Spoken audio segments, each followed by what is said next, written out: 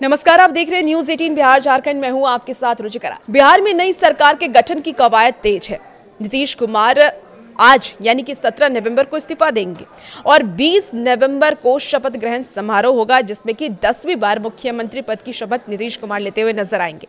लेकिन मुख्यमंत्री तो नीतीश कुमार बनेंगे, लेकिन डिप्टी सीएम कौन होगा इस बार? इस रेस में कौन कौन दावेदार है, उसके बारे में हम चर्चा करेंगे। बीजेपी और जेडीयू के मंत्री हिस्सेदारी के संभावित समीकरण क्या है, इसके बारे में आपको बताएंगे।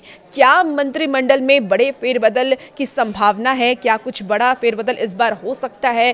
क्या MY यानी कि महिला और यूथ की बात जो नरेंद्र मोदी करते नजर आते हैं, क्या इस बार के मंत्रिमंडल में महिलाओं और यूथ की भूमिका ज्यादा हो सकती है? चलिए इसके बारे में विस्तार से आपको जानकारी देते हैं। तो देखिए, बिहार विधानसभा चुनाव 2025 में 202 सीटें जीत करके प्रचंड बहुमत हासिल करने वाली राष्ट्रीय जनतांत्रिक गठबंधन यानी कि NDA में अब तक सरकार के गठन को लेकर के अंतिम दौर की कवायद तेज हो गई है। सूत्रों के अनुसार जो जानकारी सामने आ रही है, नीतीश कुमार 17 नवंबर को राज्यपाल को अपना इस्तीफा सौंपेंगे और उसी दिन नई सरकार बनाने का दावा भी पेश करेंगे। सबसे बड़ी खबर यह है कि 20 नवंबर को नीतीश कुमार 10वीं बार मुख्यमंत्री पद की शपथ ले सकते हैं और इस बार के मंत्रिमंडल में बड़ा विस्तार देखने को भी मिलेगा, जिसमें कुल 30 से 32 मंत्री हो सकते हैं, जो कि विधानसभा के क्षमता के अनुसार 36 की सीमा के करीब होगा।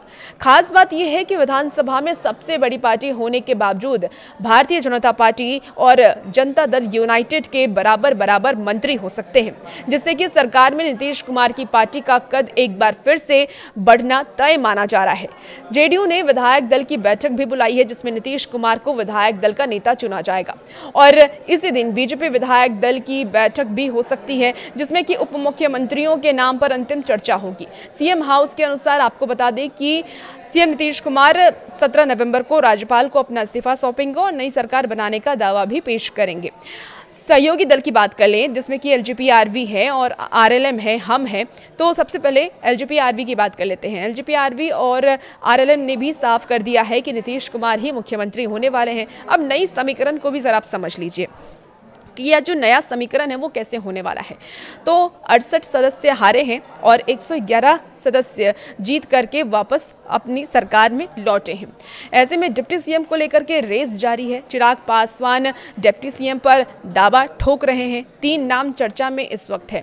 2020 की अगर हम बात करें तो 2020 के नतीजों के बाद बीजेपी ने बिहार में 2 डिप्टी सीएम पद की परंपरा शुरू की थी और एक बार फिर से 2 डिप्टी सीएम बनने की चर्चा अब सामने आ रही है। इसके पहले आपको याद होगा कि सम्राट चौधरी और विजय कुमार सिन्हा डिप्टी सीएम थे और इस बार भी उम्मीद है कि 2 डिप्टी सीएम होंगे, लेकिन इस बार समीकरण बदल सकता है, यानी कि इस बार डिप्टी सीएम बदल सकते हैं। चिराग पासवान भी दावा ठोक रहे हैं कि हमारी पार्टी से डिप्टी सीएम होना चाहिए।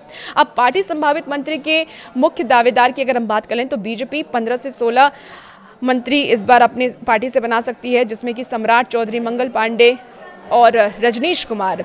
जेडीयू की तरफ से 14 से 15 मंत्री बनाए जा सकते हैं। पिछली सरकार में जो आपको बात कर लें तो जेडीयू में 10 मंत्री थे, जिन्हें वापस से मंत्रालय मिल सकता है, जो उम्मीद अब तक जताई जा रही है सूत्रों के हवाले से जो खबर है। इसके साथ ही LGP-RV की बात करें तो 3 प्रदेश अध्यक्ष, जिसमें कि राजू तिवारी और हमसे एक संतोष मांझी, RLM से उपेंद्र कुशवाहा की पत्नी स्नेहलता दावेदारी में है। इन्हें कोई भी मंत्रालय दिया जा सकता है। अब LGP-RV की तरफ से जो दावेदारी पेश की गई है डिप्टी सीएम को लेकर के, इसमें कौन कौन से नाम है वो भी जरा आप जान लीजिए। देखिए, इस बार डिप्टी सीएम पद पर चिराग पासवान की पार्टी LGP-RV की दबी जुबान में दावेदारी पेश कर रही है। यानी चिराग पासवान का कहना है कि हमें डिप्टी सीएम का एक पद तो चाहिए। अब चिराग पासवान की पार्टी 19 सीटों पर जीत हासिल की है। उन्हें जो 30 सीटें दी गई थी उसमें से 19 सीटें उन्होंने जीत ली है। साथ में NDA में तीसरी सबसे बड़ी भी पार्टी बन गई है। अब डिप्टी सीएम की रेस की अगर हम बात करें तो फिलहाल जो उम्मीदवार हैं वो सम्राट चौधरी हैं बीजेपी की तरफ से, जो अभी पहले भी रह चुके हैं। इसके साथ ही विजय कुमार सिन्हा को बदला जा सकता है, जो अब तक सूत्रों के हवाले से खबर है। रामकृपाल यादव इसमें शामिल हो सकते हैं। मंगल पांडे का नाम की चर्चा भी हो रही है। पिछले सरकार में डिप्टी सीएम रहे विजय सिन्हा को रिप्लेस यहां पर किया जा सकता है। हालांकि वो अभी भी डिप्टी सीएम की रेस में हैं हो सकता है कि फिर से उन्हें रिपीट कर दिया जाए, लेकिन अभी इसकी संभावना कम है। मंत्रिमंडल का संभावित फॉर्मूला तय भी हो चुका है। अब क्या है संभावित फॉर्मूला, वो भी एक बार आप विस्तार से समझ लीजिए।